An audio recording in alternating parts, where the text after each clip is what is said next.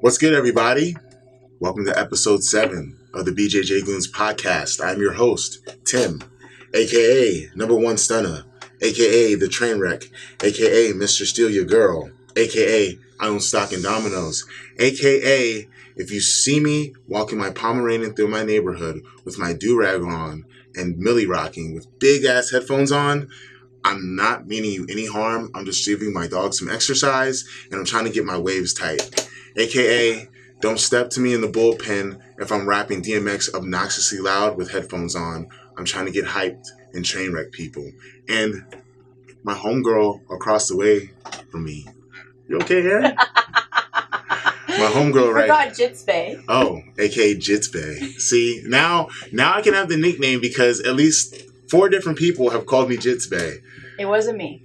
You just called me Jitsbay. I'm just saying, like, that's what you proclaim that you are, but I wouldn't say that you are. I'm just going with it. It's official now. It's an official nickname. I'm getting a patch. My friend across the way from me is Erin Herle. Tell the world about yourself, Erin. I'm a black belt under Korean.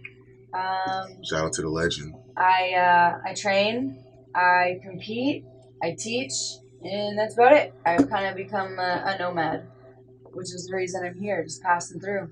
That's amazing. I am too rule bound to ever be a nomad. I'm just too. That's impressive. And tell everybody about some of the projects that you've done. So initially, when I first started in Jiu-Jitsu, I was training under Hamalo Bahal. And I was thinking, okay, I would love to write a blog. So I started a blog as a white belt. And of course, I had this disclaimer, I'm just a white belt. It's actually still up. It's called Building a Legacy because we trained at a gym called Legacy. So after I started writing about myself, I was like, you know what, let me share information. And here I am training with one of the legends, Hamalo Bahal. Let me interview him. So it was him, Beneil Dariush, who's now in the UFC. Wow. At the time, I think he was still purple or brown belt. And so I ended up interviewing them, and I called it Pulling Guard Zine. And I wanted it to be from the hardcore scene where you literally go and you Xerox copies. So I put it in a Word document, printed it out, went to Kinko's or FedEx, now it is, and copied them, folded them myself, and then I would go online and I'd say, Jiu-Jitsu academies in Kansas, and I'd contact them and I'd say, hey, can I just send you some and you can put it on your coffee table or your waiting area or whatever. And they were just like, yeah, cool, whatever. So then I would send it out, and then it got more of a following. And then finally, I ended up putting it online, and I had friends that were writing for me and stuff like that. So after that, I started working for Gracie Mag. They found me. Luca Atala contacted Kobriam because I had trained under him by then in 2012 and said, hey, I kind of found this Pulling Guard Zine. You think you should be interested? Because they were really trying to branch out on their American side. So I did that for about 2.5 years. And then I've written for a bunch of other kind of side things.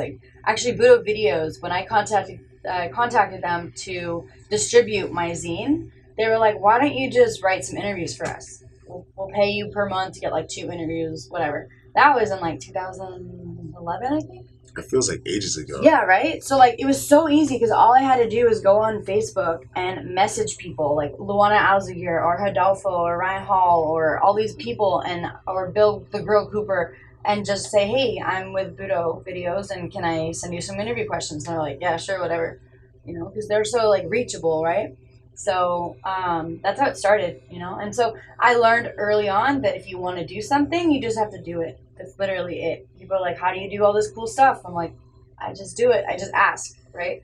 So in Jiu-Jitsu, you have the opportunity to train with the Michael Jordans of Jiu-Jitsu. You just kind of go to their gym and that's it, right? Mm-hmm. Or you hit them up on Instagram or Facebook and you reach out.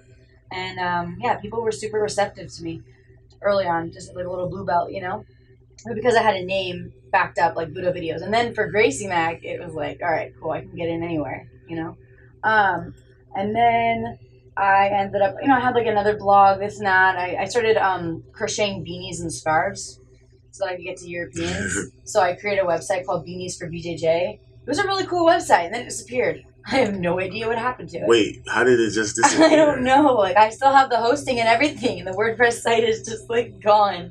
Wow. I don't know. Yeah, it's weird, but I didn't want to do that for money anyways, because it really did not make a lot of money at all. No? No, of course not. People don't want to pay $50 for a beanie, but when the skein of yarn costs, like, $10, you know? You're trying to make a profit It's like here. labor of love here. Wouldn't it be better to get it from somebody in the community than like just go buy it somewhere else? True. That's the whole idea, right? Yeah. That people want to help support, you know? Mm-hmm. And so I've done that. And then I founded my nonprofit, which is now a 501c3 with my sister and my mom. Mm-hmm. After my dad passed away by suicide, we put together a mental health awareness campaign called #SubmitTheStigma. And it was meant to talk about it. That's it. To create this community in jiu-jitsu. A lot of people deal with depression and anxiety and what else. Because that's people kind of see jiu-jitsu as therapy, and I agree. Of course, I believe that you should go to get professional help, and I'll always say that. I don't say, hey, yeah, just go train, you'll be fine. You know, there are deeper issues that people need to deal with, but jiu-jitsu has the support with the community. There's the exercise, right? You know, being physical, that has always helped with depression, and just being healthy in general. You know, and there's goal setting, there's competitions, there's this, there's that. Mm-hmm. There's really good opportunities for people to focus and build on themselves, even though it's a singular sport and a team sport all at once, right? So that's why it's really great for people to build up their self-confidence and in turn, you know, help out their mental health, you know, really treat their mental health just as they do their physical health, right? We work out, we drink water, we eat healthy, all those things to help us to train better, you know, and then it's like, well, what about our mental health? How about how we talk to ourselves, you know? So that's the nonprofit and the idea behind that. And now I'm just sort of more freelance-ish, you know, I've just sort of been pushing my seminars and whatnot. And I do Submit the Stigma seminars as well, but I try to just... What does a Submit the Stigma seminar entail? So usually it's someone comes to me and says, hey, I'd love to host a seminar or I'd love to be involved, right? And I say, okay, well, if you can have an academy host, you know, let's do it. I'll come out. My sister will come out and we'll do donations, but we'll also, like, I'll tell my story. And then usually it's an opportunity for the person hosting to tell their story, right? Because it's different when you go on Facebook or something and you just randomly go, hey guys, just want to let you know I got depression and stuff and I struggle. You know, like that's cool and all, but it's different. But when you have a platform and it becomes like advantageous for the person involved and everyone involved, then it creates that like open door where everyone's like, okay, it's cool to talk. It's cool to feel. It's cool to like get on this level together where like it doesn't matter if we're talking about, you know, half guard or we're talking about our mental health. You know, it's like the same when you're at this seminar. So it's about jiu-jitsu, but I usually bring in instructors from all the local gyms. So it's actually a community building type of thing as well. Okay. And it's just an opportunity for people to feel open and to talk, you know. Conversations happen there while they're training and it's cool. Just better bonds. So you get people that have never done jiu-jitsu before coming to these events? No, not necessarily. It's still jiu-jitsu. Like that's what Submit the Stigma is for. It's for the existing jiu-jitsu community. What I would love to do is you know, there's psychologists and therapists and whatnot that will have a referral for like yoga or Pilates or something, and they'll say, hey, this might be really great for you. But imagine if there was a jiu-jitsu academy list, right? You know, that would be really awesome because I think that it really helps alongside any therapy or talk therapy or cognitive behavioral therapy.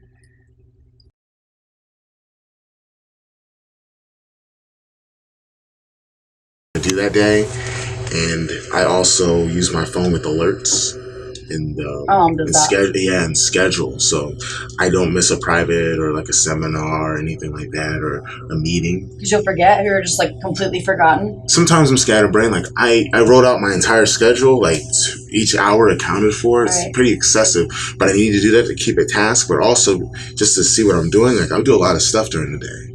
Like a ideal Monday for me, I wake up at 6 a.m. I go lift weights, then I do jiu-jitsu. Like I need to get a 2-mile run in sometime during the day. I go home, I study marketing, I'm doing podcast stuff or train system, the instructional I'm building up, and just trying to build rapport with people. So, and then I'm training at night too.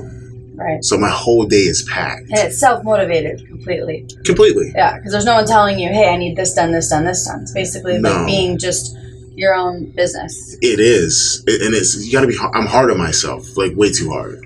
So that's how I do it, just writing everything out so I don't lose my mind. Because my head is always racing. For me, it was like when I was in college, I'd take like some 8 a.m. class, which sucks to have to wake up for, right? But then you get there and it like, you're not even really thinking about, okay, I need to get started. It's just the professor starts talking about stuff and you start taking notes, right? And it kind of like wakes up your brain, right? Even if it's just like, okay, mindlessly copying whatever they say.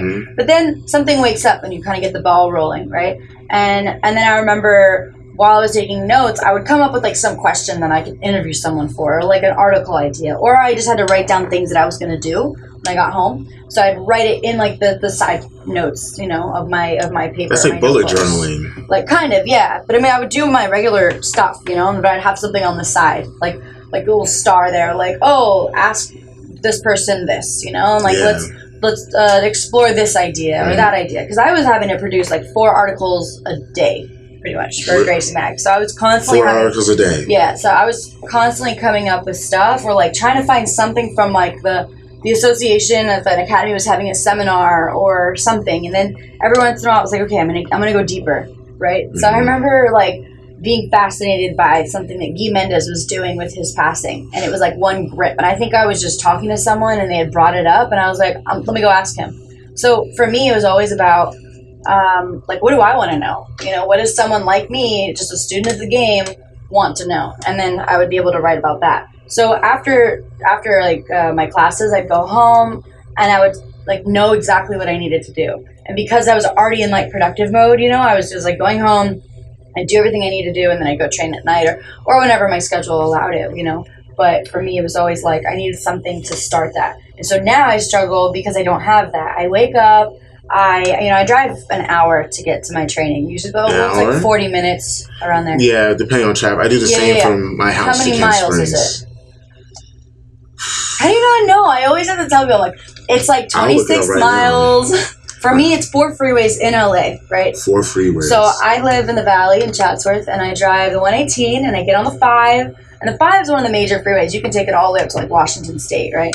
So the 5, but I'm only on it for a little bit, and then I cut through the 170.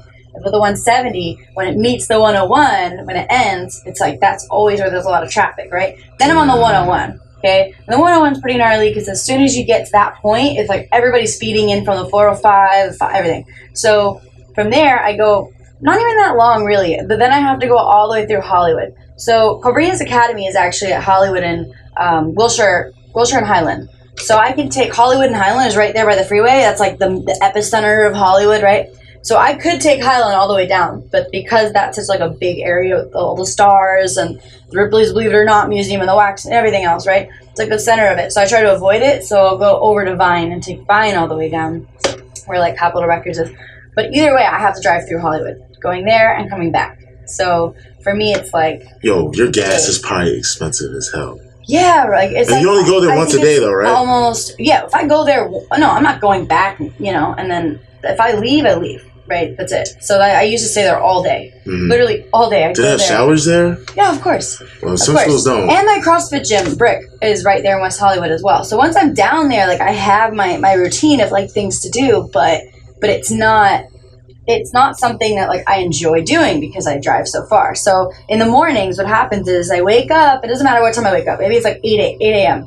But I don't really leave until 11 if the class starts at 12 because that's fine for timing, like with traffic and whatnot. If I want to get there at 11, I can leave at 10. That's okay still. Like, it's not bad with traffic. But I still don't have, like, a routine that I get up and I do. So I get my coffee, I watch the Today Show, I sit around, and then I wait till training. And training is the only thing that, like, gets me up and doing something. But then I'm driving. Okay, so I'm driving for like 40 minutes, and then I go train for 2 hours. And then if I go to CrossFit, it's like, okay, eat something real fast, go to CrossFit. Then I'm sitting in traffic for like over an hour to get home. And then once I get home, I'm just tired. So it's like everything that I planned to do in terms of like creativity, because, right, that's a lot of our job. Our job is just like motivating ourselves and being creative, whether it's creating a system or it's like thinking about where you want to have a seminar next, or maybe like you make up a poster to put on Instagram or something to advertise your seminar. So there's always some sort of creativity involved but it's like you always want to wait for like that spark. And you don't always have it. I'm like, hey, what if I drink some coffee? What if I do take my Ritalin? You know, but it's not. It's like that's not really the catalyst, right? Like once you start thinking and start getting your brain working, like that's great, and then you can keep going with the caffeine or with whatever else, or if you're really stoked on something, you get really like into it. But if not, and it's day in and day out, you're not really doing much. It's like, okay, cool, I go to train, I go to this. That's my issue. So you gotta keep your mind sharp. So I actually missed college. I hated it. It took me 7 years to finish my degree. Whoa, my parents would have killed me if it took me 7 years. My mom was super understanding after a while. And we went through bouts where it was like, I don't want to do this anymore. And she would just cry because she's very like, this is what you do. You know, you graduate, you get a job, you go to college, you know, right? So for me, I was like, I'm struggling. And she's like, just take more GE classes, the general education. You figure out what you want to do. And I'm like, no, I can't take astronomy and be like, okay, yeah, I want to do astronomy, right? You take like statistics and you're like, this is what I want to do for the rest of my life, you know? You know what's crazy? I could never do a regular job. Like why? But like, what about the regular job? I did for a little bit, but it wasn't my heart. It wasn't in my heart. If I'm doing something, I have to have a strong motivation, a burning desire. It has to be a purpose. Okay. I don't see my life purpose being an accountant. And I have plenty of friends that I went to college with. My closest friends are doing accounting. What did you get your degree in? Sociology. Okay. So I was very into helping people or trying to make the world a better place. I kind of like, I made a huge leap the last year. Like the difference in my life from a year ago to now is like, what were you doing a year ago? So it's summertime now. So last summer, I just started working like a regular 9 to 5. Which was? I was a transportation manager for a like paper supply company. So I was one of the guys in the basement of Dunder Mifflin, basically. Okay. But I was like the manager, so I would check inventory. By the end of my tenure there, I was doing like 3 people's jobs. So I was making routes, I was keeping track of the drivers, I was making sure that they did proper checkout protocol, and like when they would bring back inventory, I would check the inventory, like all types of shit, man. But it was not fulfilling. Not fulfilling? Yeah. Was it fulfilling or no? Fuck no, I did it for a paycheck. Of course. But I was burned out from jiu-jitsu, man. Like it's a hard fucking road being like a full-time jiu-jitsu athlete. And I was doing well. I've always done pretty well. But I was doing well, but I was starting to get injured from overtraining. Like, I'll give you a typical day. I'd wake up in the morning. I had to wake up early. From my house to Camp Springs, about 45 minutes. Mm-hmm. But to get there at 10 o'clock, you got to go through mad traffic. So it'd be like, I'd be driving 3 hours a day because I would go back and forth. You have to bypass DC, right? No, just 495. Okay. So 495 kind of doesn't go in that No, it doesn't area? go by DC, but it's still like a main strip. It is, yeah. Yeah, so... There's only like two or something. It's 295 and 495. Got it, okay. And those are the 2 main ones. And yeah, it was a pain because I would go back and forth. I'd be super tired. And, you know, I take regular supplements, but I'm not like juicing up. So like I'd get hurt. I'd overtrain. I'd train you around super hard. And then I was starting to lose money, and then, you know, stuff happens in your personal life, and then you're just like, and like your family's like, what are you doing? So I was like, you know, I need to take a break. Like I still trained here and there, but my heart wasn't in it. Right. And then I just took a break, and then, you know, once I went from this job to training full time, I feel way better. I'm all in. Do you miss the money? No, I don't miss the money. I just like what the money provides. What changed in your life when you had money? I still didn't make enough to buy my own house, so I just save money. I just save it for just in case shit happens. I use money as insurance, and then if I have a goal or I have something I'm into, I only spend the amount of money that I deem necessary. And then I will, like, if there's little things that I can save money on or little projects that I'm having, I can find people to teach me, or I find people to help, but I always try to give back. Right. So, like, you know, I'm not just going to mooch off of people. Like, I'm going to spend money and try to learn as much as I can so I don't have to rely on other people. So right now, I'm editing a web series. like of us traveling, and you know, I'm learning editing, and it's taking me a while, you know. And you're just self-learning, like off of YouTube. Self-learning off of YouTube, and I'm just doing like this. With this shit started off of recording on DJ's cell phone. Right. You know what I'm saying? Yeah. And now, like, we're already in like a fucking studio. Yeah. With cameras Exactly. and stuff. So a lot of it is doing. It's just doing, yeah. And people don't understand that. They're like, how'd you get there? You're like, I just did it. Just fucking go for it. Like when guys, like a lot of the questions I get is like, I want to do this. I want to go train full time. You just do it. You just go and just say it. Just do it. I mean, that's easy for me to say because I got into a certain point where people want to listen to me. But also you have support too. And I've had to like, so you live with your mom and I live with my mom. Yeah. Right? Would you say that's a sacrifice to not have your own place, to live the life that you lead? I think no matter what, it'd be sacrificing. But yeah, because I have a college degree and I interview well. So at the end of the day, if we were really hard on it, we'd be like, okay, we'll get a regular job and just say fuck it. Right. But at the same time, you're making a decision. Like, I'm not going to be like all my friends. Because here's the thing I feel like with millennials. Like, we have a lot of... Ooh, the big word. With us, like our generation. We're considered millennials, right? Yes. Okay, so with us... What year were you born? 1990. I'm 89. So with us, a lot of people were brought up into the age of, my parents are super strict. Well, not super strict, but they're two colonels in the military. I was going to say, so they're like militant parents. Yeah, so they're like, hey, this is what we expect of you. You're going to college, you're graduating in 4 fucking years, and if you know what I'm saying? Yeah. So like, to us, my parents tried that. Yeah, but for most people, they're like, hey, I'm gonna go to school. I'm gonna do a major that's gonna get me guaranteed 6-figure income. Yeah. But most parents can't afford it, so they end up having to pay off student loans and then everything. But you fucked yourself by trying to play it safe. My perspective now, when it comes to your dreams or anything, is like, shoot your shot, man. Yeah. Just shoot your fucking shot, and like, it's a sacrifice. A lot of it's a sacrifice, but you got to do it. But you have a safety net. I have a safety net. You do, yeah, but I think that 90% of people have a safety net. True, but there are a lot of... Okay, so what happens is people will come to me and ask the same thing, right? Mm-hmm. But they're like, I got a wife and 3 kids. I'm like, you're fucked.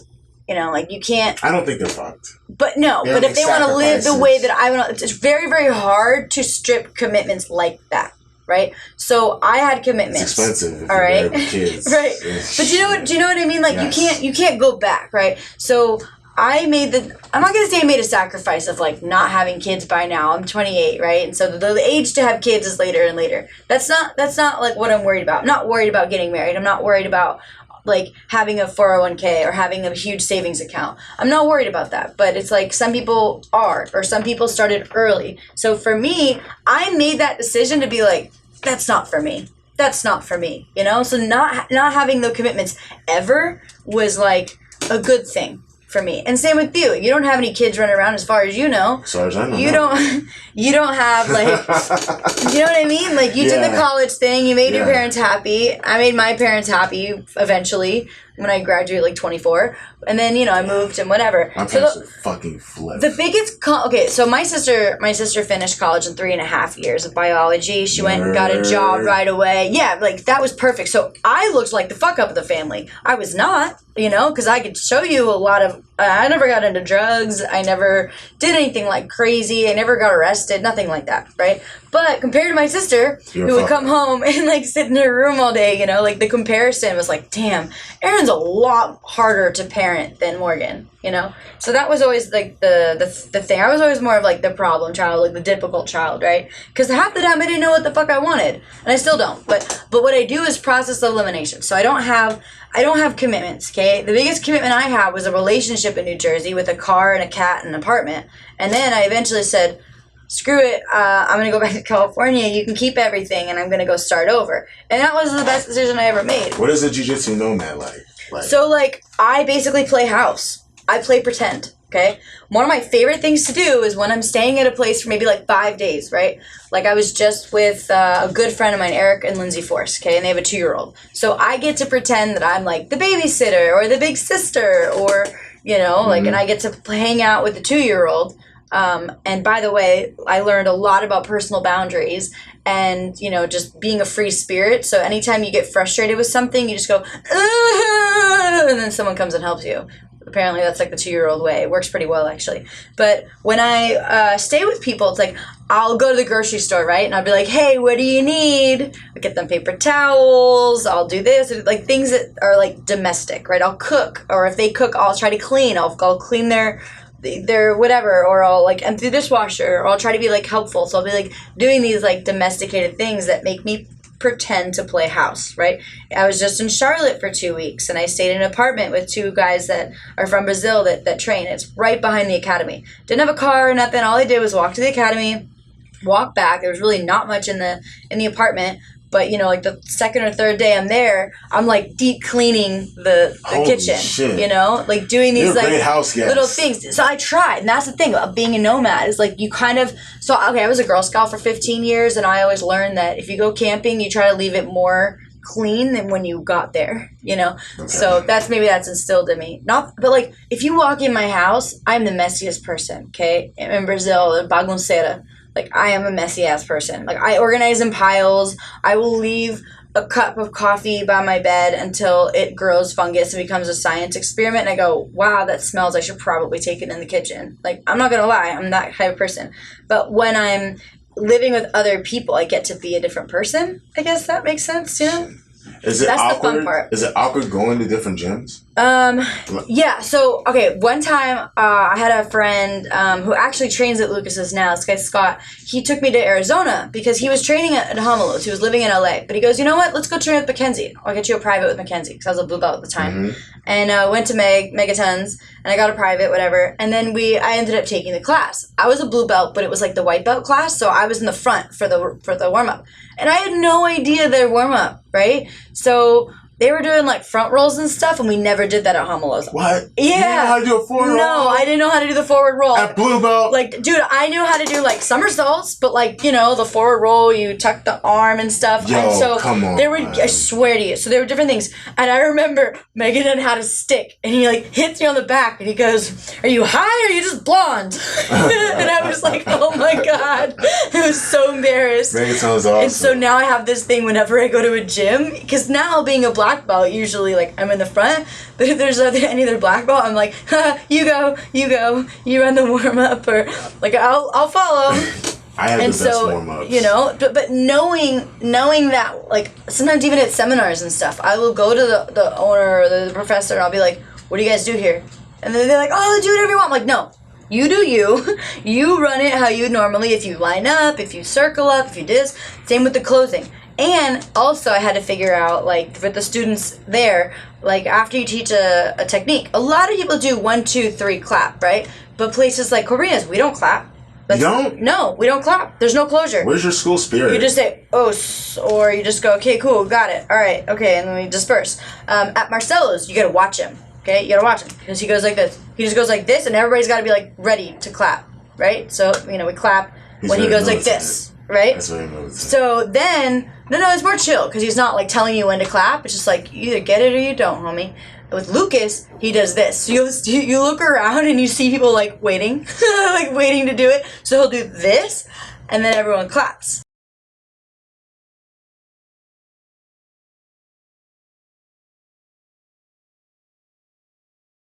What do you think about school dress codes? Okay, so Korea just got rid of black gis, and I was kind of sad. Why? So you can wear them when you're drilling, but not in class. He wants it only white and blue. And of course, I have like a navy blue, and I'm like, ha. But I love navy blue gis. But yeah, I have one. I have a New Yorkie from Hyperfly. Oh, wait! No free pub here. Well, I'm not wearing the shirt, so I have to say it. And they're not giving us a check. I didn't clarify this earlier. No free pub. If you want to be on the show, you got to write us a check or give us some free stuff. But you're not that big yet. Okay. At Crazy 88, we cannot wear anything with white gis. Yeah, so at JT's it's the same. I like at Lucas's, it's like no like red gis and things like that, but it's more chill. That's tacky. If it's not blue, white, or black, don't bring it up. Yeah, right. But and then like Marcelo's, you can wear whatever you want. So a big thing that I can't stand personally is when someone wears one color top, another color bottoms. It literally messes with me. Like there was someone, like an open mat that I was doing, I was like, why? Corral used to sell those. Corral used to sell white top with black pants. I was a Corral for a while. Oh my god. Those are dope. They're the ones that had the navy blue gi. That was my first navy blue. Okay, true story. We had Jiu-Jitsu pro gear. So living in California, living in LA, when I started Jiu-Jitsu, I was in like a mecca, right? So most people when they buy a gi. Oh no. Okay. Oh no. When they buy a gi, they can't try it on. They just buy it online. They're like, what stores actually carry gis? You don't go to a Dick's Sporting Goods store and find a gi, right? No. So I got to go into Jiu-Jitsu pro gear. So as I'm eyeing everything, I was like, man, that Corral Pro, the comp series, whatever. I was like, oh my god, it's beautiful. It's navy. It's beautiful. And I look at the price tag. I'm like, it's $200. And for me, then I was like, I can't do it. So I ended up getting a Corral Light. That was my first ever gi. Besides like that weird, like awkward judo, whatever one that they give you when you first start. Ugh. So that was like my first one, and I loved it, the light. And then I remember when I was a blue belt, when I went in, and I got the pro gi, and I was like, it was like my favorite. It went through so many competitions with me, but that was like one of those things where rare that I actually wanted something that was expensive and like I saved for it and I knew that I wanted it, because I do not do that. Either I spontaneously purchase something or I just don't buy anything that's like actually nice that requires you to sort of like think ahead. I refuse to pay for any more jiu-jitsu stuff. That's why I get sponsors. So I have a sponsor for that and everything. But when I go to Alliance, like in Brazil, you have to wear the Alliance gis. Oh, so shit. Hyperfly doesn't make Alliance gis. It's Storm, Caveira. So I have a Storm one and I have a Caveira one. And I love them. I do. But like I can't promote that, right? I can't. So you gotta just wear the shit there and not post nothing. Yeah, but like Izaki Bahiense is just became world champion. He was a Hyperfly from blue belt, like a nobody, like living where he couldn't even afford much, and they really helped him out. They're like, he's like the son of Hyperfly, right? He's like part of that family. And they understand that when he trains day in and day out, he can't wear his Hyperfly, but when he competes, you can bet that he's going to wear his Hyperfly. Or when he was visiting Marcelo's, he was going to wear his Hyperfly, things like that. So it's like, yeah, you understand, but how do you feel about not just dress code, but like having a uniform like that and making everyone buy that specific gi? I mean, for regular Joe Schmo, I mean, there's nothing to just buy the same color gi. The color, but I'm talking about like, if you had to buy an Alliance gi. I mean, if I had to personally buy it, I'd be pissed. Like, because I have sponsors and if they're not the same, exactly, I don't feel like spending money on it. That's because the amount of time I train. As a professional jiu-jitsu guy, I'm training at least once a day. How many gis do you own? Like, I folded them all out. I have a dozen of it.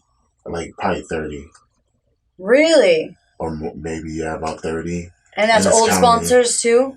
Oh, yeah, but it's all about VHTS, baby. Go to VHTSNY.com. But like I was saying, yes, because I'm sponsored by them.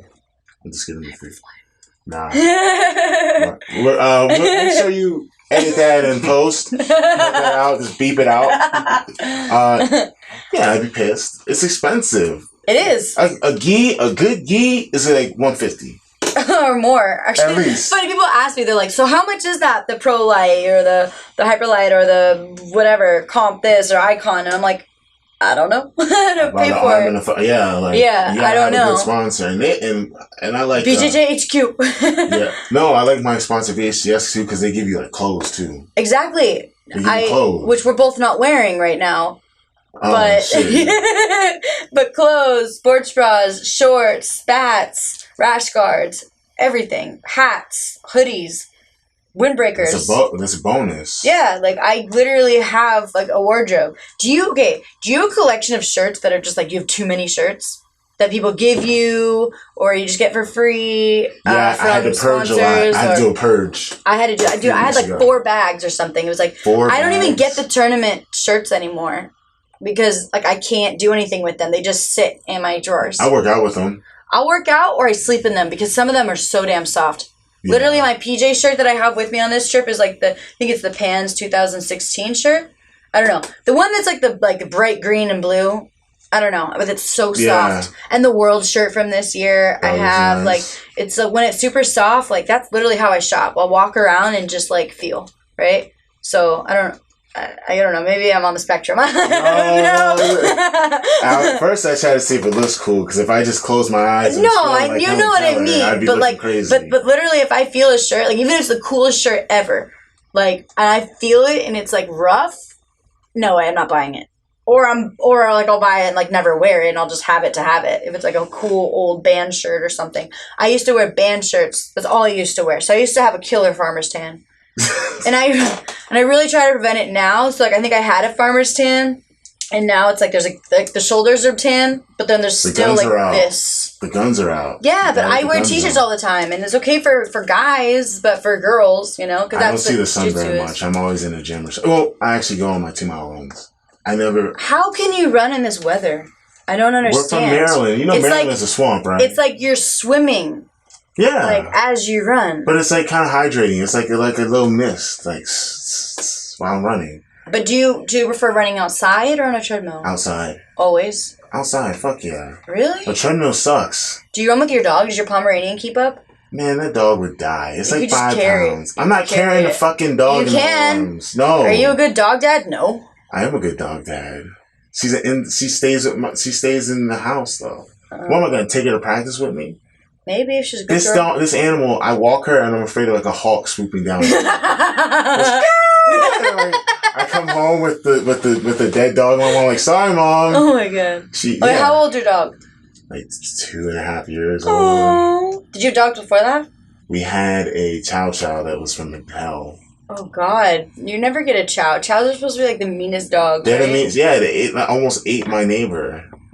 I was like 10 and like we were playing in the snow and she just and like get her leg off. Oh my god! Dude, I've had so many stories of that. Like, so my first cat we had, my mom thought she was allergic. Time out. Wait, you're talking about a cat attack?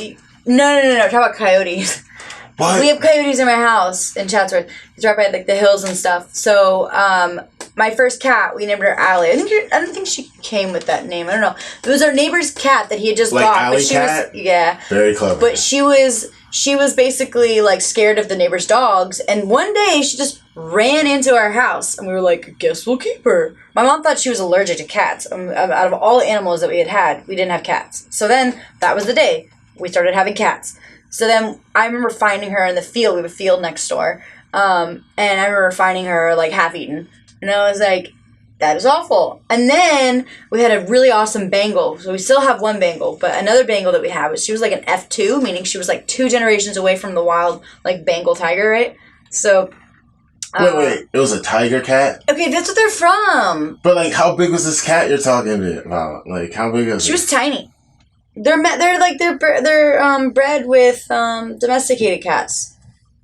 I need to see this. But they're like Asian leopard cats. So it's like Asian. Watch. Wait, you got eaten too? Bengal cats. So she was really curious, and then she got out, and the neighbor's dog got her. And I guess it wasn't bad. Oh no, sorry. It's the Bengal cats. They're not like Bengal tigers. That's I gotta see this picture. But they're Asian leopard cats. So they're mixed with domestic cats. But they look like savannas, too. A little bit. They're like little tigers. Man, you need to stop getting this dog food animal and get an actual dog. So... You need a pit bull. No, we have a black lab at home. You need a pit bull. My sister has a pit bull boxer mix. She does these drive-by licks where, like, she can't keep her tongue in her mouth. As soon as she walks by, she has to, like, lick you I have a question. Times. Why do people with dogs kiss them in the mouth? I don't. I'm just saying, like, it's a weird thing. I'm like, because, this is like what everyone says. Dogs have cleaner mouths than humans do. I don't know so many humans that eat other human shit like a dog eats another dog shit. So until I see that, I'm not going to believe that. Is it a myth? Do I need to debunk this myth? Debunk the myth. Debunk. I'm going to look at these questions people send us. Okay. You hate these questions, by the way. I do. Why do you hate these questions? Because I don't have a lot of answers to them. And they're basically like, some of them are asking us to talk shit. Some of them are so specific, like they want to just copy you. But okay, people used to ask Hamala what he ate for breakfast, like as if he ate the same thing, he would be just as good at jiu-jitsu, right? And it doesn't work that way. Muhammad says, I'll never be able to pronounce your name.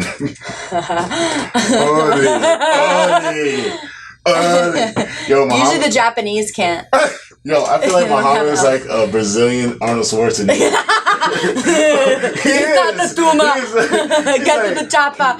He like killed the Angelo with a broken foot. He's like, I am from the future. The Brazilian government has built me to become the greatest jiu-jitsu fighter ever. Oh my god. The Angelo, my foot is broken, but I'm going to break your shoulder.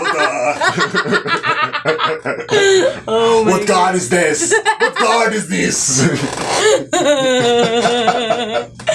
Oh my god. Yo, like I still can't believe like his foot looked like a fucking watermelon. Like no, what was it? It was his foot looked like a hot dog when you take it out of the oven. Yeah, when it's like ready to pop. That's so disgusting. All right.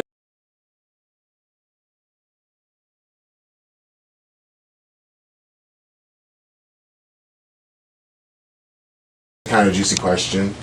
This is from Stickman Dez. Do BJJ competitors get groupies? Is the sacrifice worth it? Does it become easier after you achieve a black belt? What do you eat before and after a tournament? Wait, start with the first one. Do BJJ competitors get groupies? You tell me. Do people slide into your DMs? Oh, my DMs are very fruitful right now. I mean, how often do you check your requests? I mean, what are they? They're called the other folder now? Every time I see one, because I'm OCD, like if I see a notification like a 1, or I look. You have to kill it. I have to kill it. Yeah. Squash. Yeah, BJJ competitors get groupies. Yeah. So would you think that guys get it or girls more? I think women get it easier. Like, there are a lot of women out here. What do you consider a groupie? Like, what's a message that comes through that you would be like, that's a groupie? Go in your inbox right now and tell me. You don't have to obviously tell me who sent it. Of course not. No, I'm very discreet. But just say like what they sent. Sometimes they ask me what time I'm going to be in their city. But I mean, like I'm not saying groupie is a bad thing. Just a girl that like likes you. But does it have to be a girl? Groupie could be a guy too. A male groupie. I don't know. Yeah. Like, absolutely. There are men who look up to you. People who like want to be around you, I think, right? How would you define a groupie? Okay, Urban Dictionary, really fast. We're just going to clear this up. Urban Dictionary. We're going to look up what a groupie is, which we're probably going to get a sexual thing because that's Urban Dictionary for you. But yeah, a bunch of teenagers. Okay. No time. Oh, see, I love this. A young woman, often underage, who seeks to achieve status by having sex with rock musicians, roadies, security, and other band-related guys. I don't mess with underage chicks, so that's a no. So apparently, groupie is someone that sleeps with a celebrity. So just sleep with them? No. Here we go. This is better. Involved in obsessive adoration of entertainers. Behaviors are juvenile and influenced oftentimes by crush-like emotions or lustful sentiments. Basically, it's someone who just like adores you. Yeah, I get that a lot. Yeah, from both. So men and women, yeah. Like men, as far as like they're like, bro, you're so freaking awesome. Da da da da. Like that's the most you're gonna get out of a guy. But I get a lot that are like responding to my stories, and it'll be like, "That's awesome! Wow, good job! That's a nice opener. You look great." That's a very tame opener. No, but I don't answer them. So how many eggplants do you get a week? Never. Never. You never got an eggplant? Like an egg? No. People know better. They're not gonna do that to me. I don't know. They don't want to know what happmes after that. You miss 100% of the shots you don't take. Right. There are other ways. Usually it's like, Linda. Right? You're like, that's racist. My name's not Linda. It's just assume all white women have the same names. Like one would be like... By the way, what I just said, what are the 3 most obvious white girl names? Oh my god. Jessica? The top 3? Okay, that's one. I don't know. Oh, Amber. I don't know a lot. Amber's like a white trash name, I guess. Rebecca. That's a Rebecca. So Rebecca, Jessica, and Amber. I don't know. This was the first that came to mind. I don't. Well, that's official now. It's in the record books. I think for women, a lot of the triggers are like when you're gonna come to my city, or when I'm on the story and I'm like flexing, or like I don't have a shirt on, or it's like a picture of me with my key top open. Yeah. On my story. You look strong. Yeah. Or they send like hearts or like the googly eyes. Yeah. Of course. So exactly. Yeah, and of course. Heart eyes are always good. I'll do that too. I mean, for me too, Stickman does. I either get laughing emojis or heart emojis. Ooh. Because I'm pretty funny. Yeah. But I mean, the heart emoji. But actually, people are just laughing at me. Well, yeah. I mean. Okay, so what was the second question on that? The second question. So groupies, yes, we get groupies. Yeah, it's real out here. Shit. I gotta find a question. Does it get easier when you get your black belt? Easier how? I mean, you probably get more hit-ups. You probably definitely get more hit-ups. It's easier to get the hit-ups. Absolutely. Yeah. Actually, okay, so I tried to get seminars in Australia. This is like business related, not just like groupie related. When I was a brown belt last year, and people were interested, but they're like, oh, I don't know how much we're going to get, so we can't give you a guarantee, just like whatever comes in. This year, I have about like 7 planned that I'm getting, like full seminars, because I have a black belt around my waist or whichever, or I'm better at jiu-jitsu now or whatever it is. So yeah, black belt, of course, is credibility. And it's not so much like that anything changed from the day that I was a brown belt to the day that I became a black belt in terms of knowledge, right? Yeah. But the credibility. So getting a black belt from someone is being like, especially like from who you get it from too, right? There's levels. Like, damn, there's levels to this, and if they got a black belt from that person, they must know some shit, right? What's the next question? What do you eat before and after a tournament? Before and after a tournament? It depends on like where I am in the weight class. But I always have coffee with cream and sugar. Always. Because that's what I drink every day. Every day. Oh my God. I gotta wean myself off the coffee. Or like I try to do like eggs. Or actually no. Because usually if I'm like traveling, I'll go to Starbucks. Okay? I'm a basic bitch. I go to Starbucks. And I will get a venti. No, not venti usually before a tournament, but like grande, whatever. And I'll get a soy latte, no foam, with 2 pumps of vanilla. And a bacon and Gouda sandwich. Those breakfast sandwiches are the bomb. I just had one this morning. Oh, they're so good. What about after? After's like sometimes I pack stuff because if I'm cutting weight, that's when I just gorge after.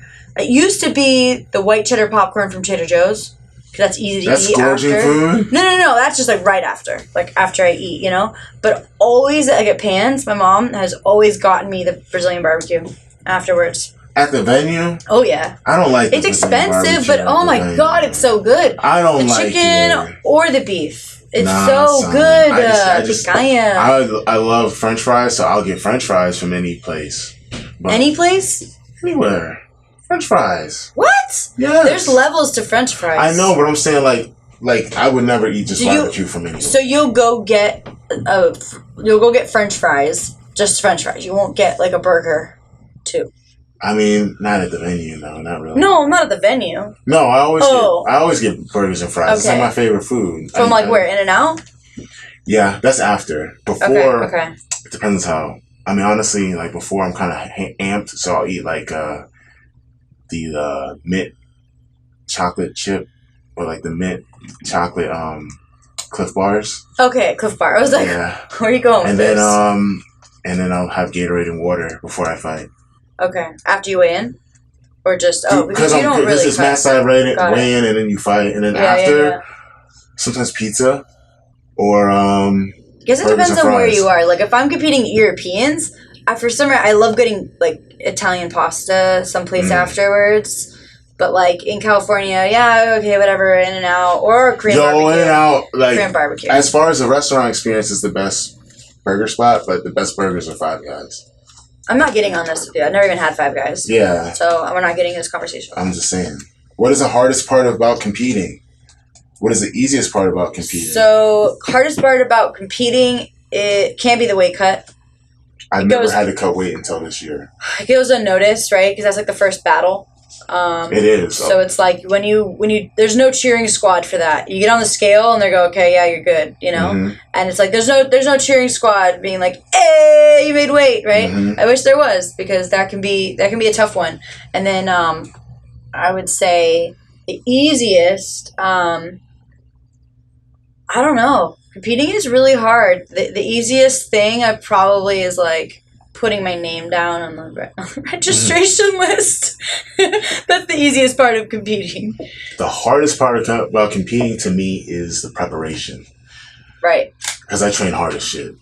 Like, I go in because, like, I'm just, like, very, I don't know, I'm kind of addicted to, like, the grind now. So, like, if I'm not doing that, I feel like I'm wasting my day. Do you feel shame and guilt, like if you miss a training session, or not if I'm putting? Oh my god, my opponents are training more than me. No, like right now I know I'm pushing myself hard, and I'm ramping it up. Like I'm trying to be consistent, and like my body today is like extremely sore, so I know I'm not gonna be able to do everything that I've set my mind to today. I mean, what my goals are, because like I told you, my schedule is very like regimented and it's very heavy. Right. But I know that I'm doing everything I can. You know, if I know that I'm putting my best foot forward and doing everything I'm supposed to, if I miss a session, it's probably because I need to miss it, because I tend to overtrain. So the preparation is serious. And the easiest part about competing is,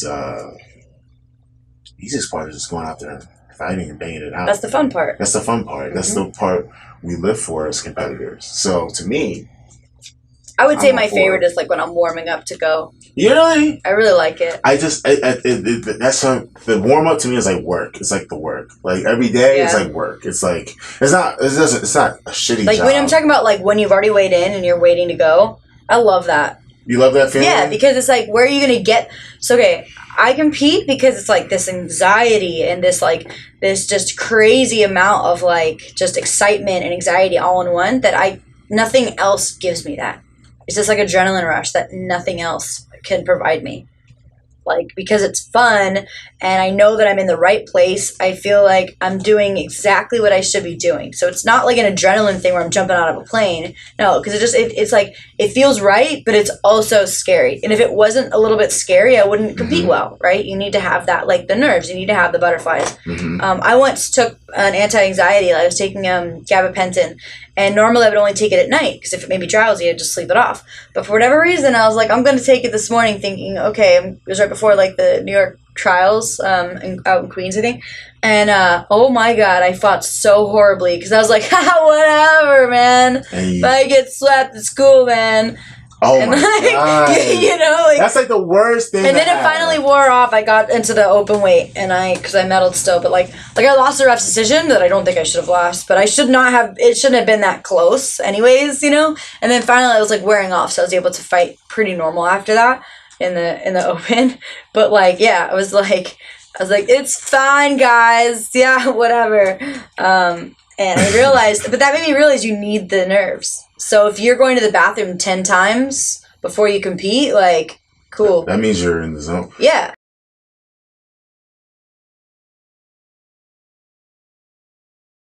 If you're a serious competitor, you got to get to that mindset where it's like, Master Donnie always said this, like before big tournaments. He would say, like, you got to look at someone scoring on you. It's like you're in a match of life and death, and like they stabbed you or something. Like, if you win, you live. If you lose, you die.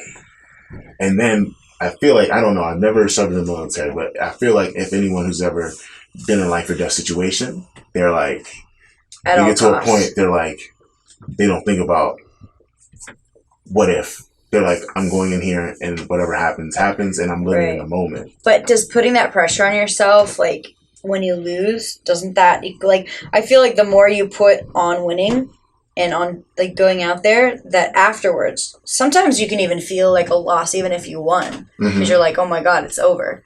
It's like, how do you battle that then? Like there are times that I've lost and I've been so devastated that my mom would literally like be like, I'm gonna call the suicide hotline if you don't like actually like cheer up and like really like get back to bummed? So I told you that my mom always buys me the Brazilian barbecue pans. Yeah. I lost my first round as a purple belt. I think it was like my third time competing as a purple belt, or second. And I got the Brazilian barbecue. We went to go sit down somewhere, And I just start crying over my meat because I'm like, I don't deserve this. Oh my God. I was embarrassed. I was like, oh my God, what am I doing here? I've dedicated everything to training and this and that. And I was like, it's over. I didn't do anything. I didn't show my jiu-jitsu. Oh God. So that's like what it would do to me. I think at the end of the day, if I've lost after doing that, I don't know what I would feel. I think I would feel disappointed, but I'm not gonna like be super duper depressed. But I mean, if you put everything into that, then there's nothing I can say. You did everything you could. But do you ever feel like I did everything I could and it still wasn't good enough? So how the hell am I gonna come back and do it again? I think I'm scared to. I'm trying to deal with this, but like this year, I'm starting to do that, and you know, to get to that point where I feel as though I've given my all. In my mind, I don't think anyone can beat me. Now, if it happens, which is highly unlikely in my mind, I'll just have to eat it. I'll be content with what I did. Because the worst feeling for me is if I feel as though I didn't put all my cards on the table. If I didn't do every little thing in every aspect of it. That's why I'm so tired all the time, because I know like I don't want to regret not putting everything in. And that's probably the worst. That's probably the worst fucking thing. Like, you see guys that accomplish their goals in life, and not just in that jiu-jitsu or sports or anything. What's probably keeping them up at night is the fact that they didn't put everything, and they didn't sacrifice. And they didn't just say, fuck it, this is me. I'm going to ride it till the wheels fall off. If you do that, there's no reason to be depressed, in my mind. To me, I wouldn't be depressed. How do you feel you gave everything at this Worlds? I did, but I did it too late. What do you mean? I mean, I didn't start back into training full time until like late January, February. You don't think that's enough time? No. Okay. No, it's not enough. Because you got to get out of like depressed or like changing my life. Like, I had a lot of life changes within the last year. Right. Huge, crazy shit went on. Like, total sea change of how I felt about things and certain people. I remember. Yeah. So you got to get out of that fucking mode. And then you got to get into, I made this decision and I burned all my ships. Right. You know, there's no turning back. Right. And then you have to get into the fact that I'm going against the best guys in the world, and I've been training hard for about 5 to 4 months at best. And we didn't have to plan this out a year in advance. In your physical shape, what were you like? I was pretty good. You kept up? I felt good, yeah. You still worked out even though you were working out? I still worked out, but not like this. Yeah, of course not. And I haven't even optimized my diet yet or everything. Like, I'm still building. It's still a work in progress. That's what I'm saying. I'm just getting on this level, and it's July. I should have done that shit last June. So, like, I'm in, like, 2019. But you don't regret nothing. You don't even think about, like, oh, I shouldn't have gone and left jiu-jitsu. Like, you need part of me is like, man, I should have done this, I should have done that. But I think if what I've been through the last couple of years hadn't happened, I wouldn't be where I'm at now. So there's nothing to regret. Yeah, exactly. Like, I'm it's way better. New and improved. I believe that too. What was the next question after that? Oh, I don't know. I think I lost the next question. Well, I'm going to go to someone else's. Okay. This guy, Sem Gosto Brasileiro. Wait, you say it. What is it? Because you speak better Portuguese than I. Sem Gosto Brasileiro. What does that mean? Without, I like Brazilian. I don't know.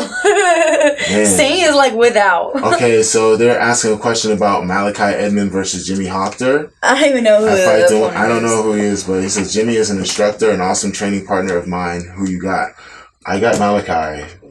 I don't know who your boy is, but it wouldn't matter who his boy was. It's your boy against his boy, so you're going to go with your boy. I'm sorry, but Jimmy's going to die. Next question. From Coop Loves Jits. Can you give me your thoughts on ACB Jiu-Jitsu president being mad at the performances? I thought that was interesting. Okay, so I need to find exactly what. No, there was some post he made basically saying, like, he wanted more action. Okay, right? What does he mean by action? Look it up. I'll look at. He basically was like, I don't bring these people in just to like sit on their asses, and he was praising this one match, like a no-gi match with one of their dudes, and I remember seeing a post who, I think it was, I forget who made the rebuttal, and they were basically like, yeah, because that guy's losing positions over and over again. Just because it looks like action, nothing is actually happening in the match. It's just wrestling. You know? Yeah, so if you really want to just action, then why don't you just hold, ACB wrestling? I think that like was one of the rebuttals. Who is the president again? His name is Zarbek Hashiev. How do you spell it? His shit is on private, so it's Zaurbek. I'm pretty sure he's the only Zarbek you have in your list. I can't spell with my fat fingers. I don't know. Okay. Nope, there's some other people. Whatever. Doesn't matter. But what's the post again? Was Gordon says our beloved boss, Zara Kashiev, is displeased with the lack of submissions and level of stalling in recent ACBJJ events. Well, what we must understand is that we are professional athletes. There's a difference between being a professional athlete and an amateur athlete. When you're focusing on winning worlds in the gi, all you have to focus on is winning because it's an amateur event. IBJJF isn't paying you to win, and they won't lose money if no one is interested in watching you lay on top of each other for every match after scoring an advantage. On the other hand, ACB has given athletes a platform to perform consistently for real money. So basically he goes on about being entertaining. But he says, with the experience, this is a repost, whatever. With the experience in organizing BJJ events, I have discovered that most of the MMA fighters make much more entertaining scrambles than most of our BJJ fighters, right? And so basically what was said is these guys are, it was Charles Negromonte. So he says, they make it more entertaining because they put lots of time training wrestling and don't know shit about jiu-jitsu and ground game, losing many positions, as you can see in the videos. Jiu-jitsu fighters fight with the brain, not only with the body. Do you disagree or agree? I completely agree because MMA jiu-jitsu sucks. They lose positions constantly. So it's like, I almost got you. So of course, like what makes things entertaining? So coming from an English background, creative writing background, right? You're going to build the climax and it's going to go and it's going to lessen and it's going to heighten, it's going to lessen, it's going to heighten, right? So if I almost get you in a guillotine, it's like, oh my God, right? It's almost in a guillotine. And then you get out, like, whew, okay. And then you almost get me in something. It's like, oh my God, we're going to have a finish. No, we're not. Okay, so like that whole storyboard idea is happening. Versus someone who, okay, if I take you down, I pass your guard, and I get to your back, and I don't know, and then it kind of stays there because you have good back defense or something. Like, that's apparently not exciting because it's just linear, right? It's just like me working my way, and then I plateau, and it ends. Isn't that the beautiful part about combat sports, though? I mean, it's not always going to be... Right. Exactly. Five-star match. What makes an exciting fight? It's like it's hard to do when you have two really good guys, especially they're okay. I would say that ACB does a really good job of bringing together matches that we wouldn't normally see or haven't seen. For real. Right? Yeah. So it's weird because I was like, damn, like Lucas Barbosa and Hamelo. Have they ever fought before, right? Yeah, so like one time, right? But then it's like you don't really see that. When I think of featherweights, okay, oh my God, it's like, okay, it's Cascan, it's Caixinho, Gianni, Jamil, and they're all fighting each other all the time at city tournaments. I can't even say how many times Gianni has fought Caixinho. I think one year they fought 8 times. And it just becomes like back and forth, right? So when you know each other's game, it's chess match. Sometimes the rules doesn't actually matter. Yeah. Right? Except for the fact that, okay, I'm gonna take a risk, maybe a minute before the round ends, because I know we can start over and it's gonna go back to standing after. So if it doesn't work, I could just play defense. It's the same thing with Lucas Lepri and Davi Ramos, right? The only time that Davi was really pulling guard is when there's like 30 seconds left. I think he wanted to feel it out and see, okay, what's going to happen if I pull, and how active can I be in my guard against Lucas? But if things go to shit, I only have to defend myself for 30 seconds before the round ends and we get to start over because there's, 5 rounds. I think on that note, I think a blue belt match, if you want to see excitement, is more exciting. Juvenile blue belt is more exciting than, let's say, like a black belt final where it's 2 very skilled guys because it's more crazy shit involved because they're not as skilled.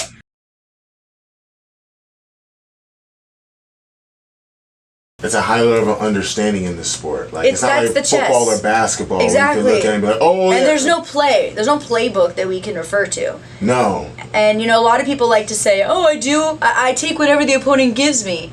But at that level, no, like, it has nothing to do that. There's not huge mistakes. That's why a lot of the matches at Black Belt are like one advantage. That one advantage can be the end of it, right? You know what makes things more exciting to me, though?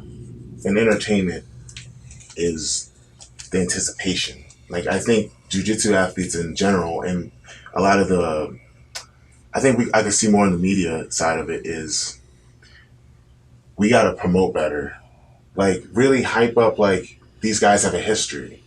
Or, like, guys be more boisterous on the mic. The difference is, like, something like ACB is there's title holders, right? Like the UFC. So it's not like something like IBJJF with the Worlds. It's anyone's game. As soon as it's over, it's over.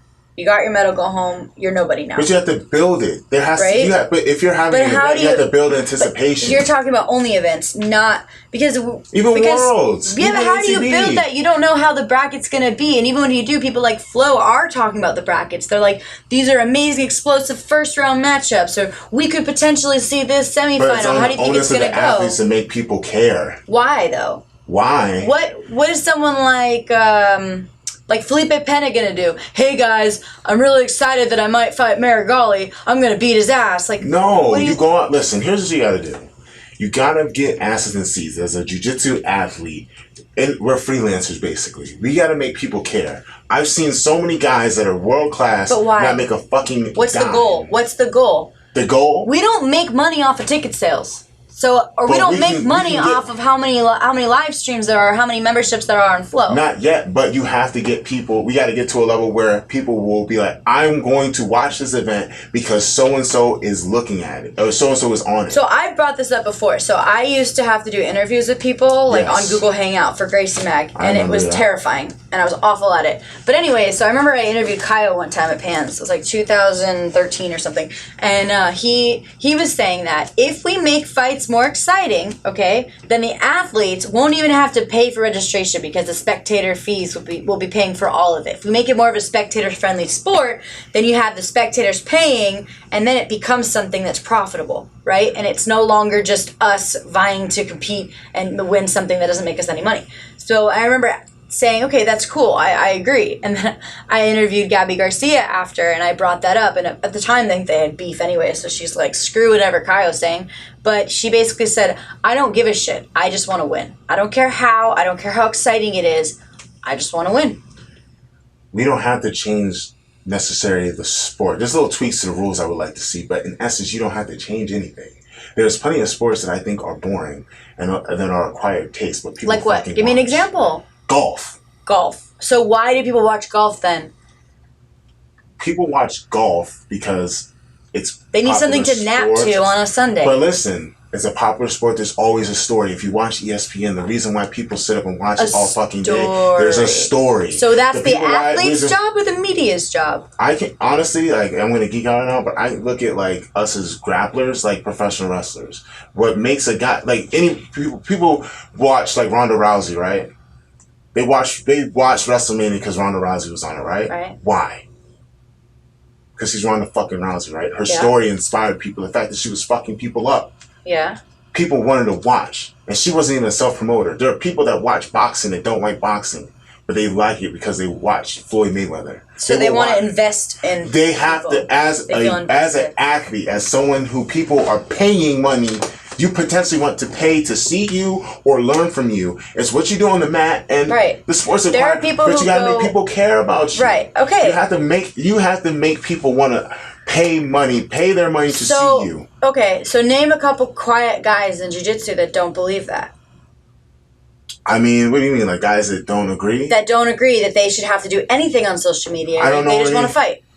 I mean, Jamil's one of the most brilliant, not the most brilliant guy, but he's not putting himself out there. I think because he doesn't want to. He doesn't want to. But is that his burden for just himself, or is that a burden for all of jiu-jitsu? But listen, he's good enough where he can make a living and he can do all this stuff. Just but you're talking about like community as a whole for making it more like people We're the are fucking investing stars, in, right? hell yeah. Exactly. So if he doesn't give a shit whether he's a star, if he doesn't want to be a star, if he doesn't want the attention, how do you deal with that? How do you, like, as a group of high level athletes? All right, so you tell him that. What would you tell him to do differently? I would just say post more, show more of who you are. Just put yourself out there. He has 3 faces. I mean, that's him. Not everybody can be like the forefront, but I'm saying you have to be yourself. Just turn up a notch. We have to be our own ESPN. So you want more personalities in jiu-jitsu. We should be more personalities. Right, who but you are. But that's who you are. That's how I am. That's who Christina Barlon is, right? Like, our Instagrams are like the Tim Spriggs show, the Erin Herle show, the Christina Barlon show. My show is not very popular, like AK. But it's like, that's what it is, right? We want people to invest in us. And that's why I pour myself out so much on social media. Every loss, every win, everything that I'm going through. When I say I fucking hate jiu-jitsu today, I don't care that people are gonna read that. They're gonna be, oh my god, I can't believe that. Like, she hates jiu-jitsu. It's like, no, dude, just today. Yeah, but that's honest, right? Yeah. But that's me, and I'm a very special breed. Then you have people like Gordon Ryan or Gary Tuna. Gary Tuna is pretty much himself. But, Gordon Ryan that's putting stuff out there, or Dylan is putting out stuff where it's like, it's a persona, right? So it's like, how much do you want it to be a persona versus who you really are versus what, it's like, do you think that everyone needs to have this personality? That's in entertainment, though. We're in the entertainment industry. That's a controversial opinion. This is the entertainment industry. You think this is the entertainment industry? You think jiu-jitsu is an entertainment industry? The guy with a microphone in his face with a TV screen here is telling you that this is the entertainment industry. You can't, but you're talking about jiu-jitsu competition. How can you mix the two? It's entertainment. When motherfuckers go, scream, that's entertainment. You think that's the show? That's the show. This is a show. When you fight out there, you're putting yourself out there. That's part of the show. Does Jamil know that? I'm pretty sure everyone does. He trains on the team with Max Lloyd. He's fighting in front of a lot of people, but if this was closed doors, he would still do the same thing. He would probably prefer it. Someone like Mikey Musumeci was going to be like, he's getting better about putting on the show, but he just loves jiu-jitsu. He's a nerd about jiu-jitsu. But here's he would do it behind closed doors. We're talking about making a living in the business. We're but what if they don't want to? Sport. But there are high-level black belts that don't want to make a living off of jiu-jitsu. They just want to do jiu-jitsu. That's their place. But to me... But that's a burden. You're saying if they're going to go out there on that world stage and they're going to do all these super fights and stuff, it's their burden to make it entertaining in some capacity, to help out the promoters. I would. I agree with you. I'm just trying to see. The more people that want to watch you, the more you're going to get invited, the more opportunity to make a living, make money. Like Fight to Win. All that stuff. The people that get to come back are the ones that actually sell the tickets. If you're going to be quiet as a church mouse, like outside off the mat, you better be a fucking dynamo. You better be ungodly. Right. Out there. But someone like Lowe who doesn't have. I mean, he doesn't really have he doesn't speak English, so he doesn't really have a. Well, that's on him though, right? But he has good enough jiu-jitsu that people are just like, I don't care what the guy says. But now imagine if he could speak English and cut a promo and talk his shit in English. Think about how crazy that is. So from a sponsor, right? So sponsors want someone who is gonna show off their product, right? Absolutely. So you think that there's either the guy that wins everything and doesn't have to say shit. Or do you think that there's a guy that's that wins stuff, but he's human and he can talk about the product pretty well and he can network and socialize?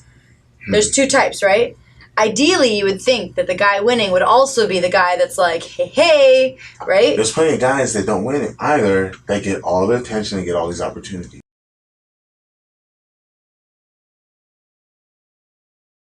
What do you do to recover? What do you do to recover? Yeah, from training. CBD and TV and Netflix. That's literally what I do. My big thing lately has been sleep, and I go to a chiropractor. Do you pay for it?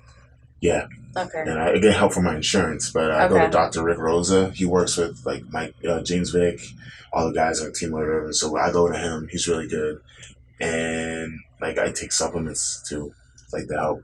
Yeah, we have a guy now, Will Nassif, and he's been working with us. Well, so when I'm in town, Aqua Marinas, he'll do release and everything, or will do different workouts that work on my weaknesses and whatnot. So that's actually helped me recover in different exercises and stretching. Stretching is big. I don't do it enough. I do it more so when I'm lifting, but for jiu-jitsu, I probably should stretch more. Stretching is not about mobility. I'm super, super flexible, but it has everything to do with like recovering the muscles after. There's a difference, but like your delayed onset muscle soreness is like directly related to like whether you took care of your muscles after the fact.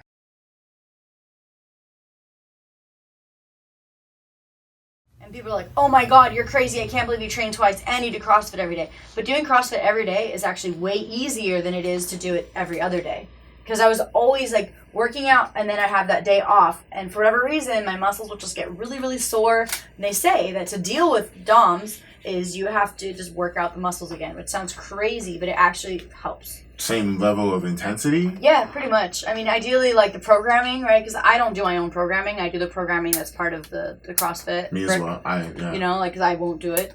So I need to have the class atmosphere. So I'll just do whatever is on there. And usually they're not going to do like 2 huge back squat things and like, you know, every day of the week it's going to be all different, right? Kind of like different areas, whether it's like doing push press and then the next day is squats and the next day is clean, the next day is snatches or whatever it is, you know? So it's all mixed up and I put my trust in the program.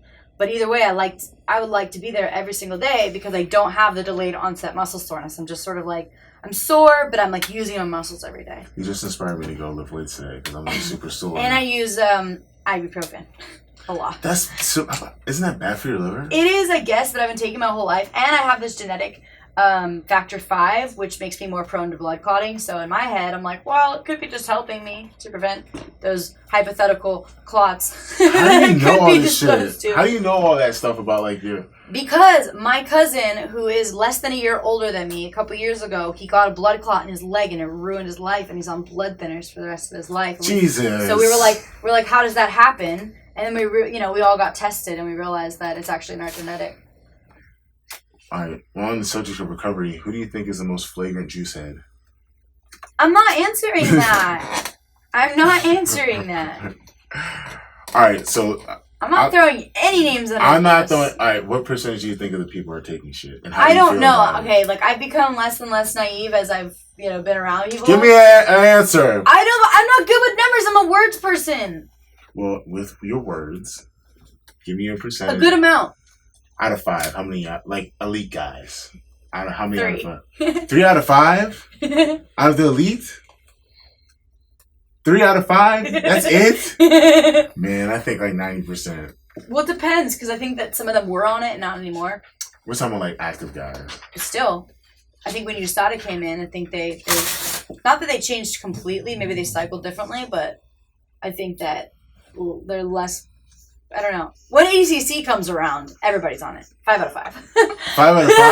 I was not. But like, if you ever had the idea of doing it, you were doing it for like ADCC because there's no testing there. I was told by someone that started taking it, they're like, you always want to train. I like how your voice gets really quiet. They always want to train. Yeah. Like you always That's want to train. the whole point. And you don't feel tired. Like exactly. I would love that, to be honest. Do you think it's an unfair advantage? I don't know. I mean, okay, to me, the way that I see it is that I think that you can't, like, I don't know, like, if you want to fuck up your body later in life, you want to lose all your hair and have, like, just be crippled because of it, go ahead. Do you know what I mean? Mm-hmm. Like, that's kind of how I see it. Like, yeah, if I'm fighting someone on steroids, it's going to bother me, of course, in the moment because they use that to get by. But to me, I'm like, joke's on you. That's personally how I feel. Because there are so many horrible side effects to it. Like, look at how many, like, men are balding in the sport. Things like that. You know? Hey, yo, that's crazy. Yeah. Or their voices are really high. Or they have a lot of, like, skin problems. Or now their bodies are breaking down because they're not taking it. There are guys younger than me on this shit, man. The guys in their 20s taking this. Right. They start really early. They start like 20 years old. Fuck. You know? But like they're not thinking about that. They're thinking the moment. And I'm that person too. Like, especially with money. I don't think about saving money. I just think about like this experience right now. I want this experience. I want to try this. I want to do that, you know? Mm-hmm. But when it comes down to like health wise, you know, like I'm thinking ahead. I don't think ahead a lot, but I'm going to think ahead. Like, to me, I'm like, that doesn't sound cool. It's kind of like why I wouldn't start meth. Maybe meth is really cool. But you know what I mean? Like maybe meth and heroin are really awesome to take. Just don't do it while you compete. Or should I? But either way, I like the side effects and like what you look like. You know what I mean? Like what could happen to you is just not. It's not cool. That's what's up. That's what I think about. Well, listen, we have been talking for a little while. This is probably the longest episode. I really enjoyed it. Any shout outs you want to make, Erin, before we wrap up? I want to make a shout out to my mom. My mom is my biggest supporter. We're friends on Instagram. Your mom follows me. Yeah. My mom follows you. What's her Instagram name? Erin Herle. Herle, guys. Erin Herle. Yes.